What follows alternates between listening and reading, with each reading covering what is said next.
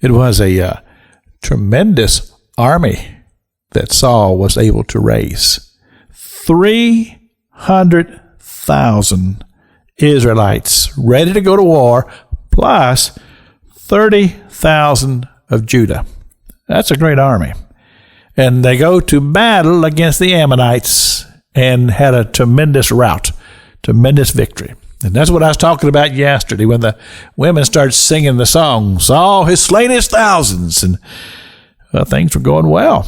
And that's the way life is sometimes when you say, God, what is your will? And then you begin to let God move in your life, and things begins to happen, and things begin to fall into place. And of course, that can make you feel very, very happy and feel good about yourself. But that's what I was cautioning you about yesterday, is that we have to be careful about this thing says, well, look at me, because that's when we begin to fall, because we want to put all the glory on ourselves instead of honoring God, who is the one that provides the success. Well, Saul had a hard time with that lesson. And I have said this already yesterday and last week on the broadcast, that Saul was a man who had some insecurities in life. And truly, that's not all that unusual. Most of us do. I certainly do. Certain things that I'm very, very confident about.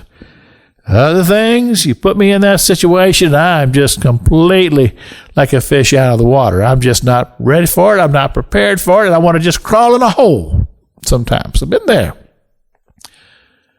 Well, as I said, Saul never saw himself as a king, a man to lead armies. And in fact, his response to Samuel was, look, I'm one of the poorest people in all of Israel. I'm from the household of Kish. He was of the tribe of Benjamin, the smallest tribe in Israel. And Kish was the poorest family in all of Benjamin. I mean, that's his thoughts concerning himself.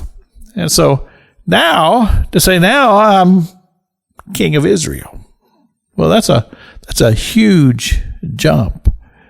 And to try to be able to master that in our own human abilities, that's a hard challenge.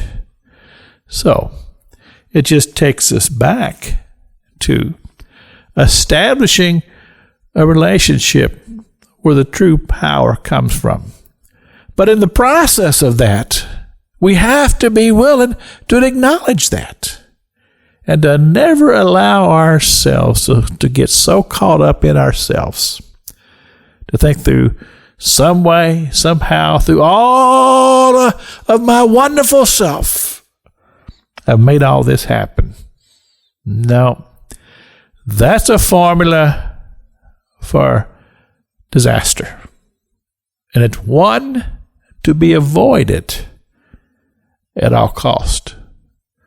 Or else you may have somebody like Samuel say to you, as he said to Saul, thou hast done foolishly. This is Pastor Jack King with the Gospel, the radio broadcast.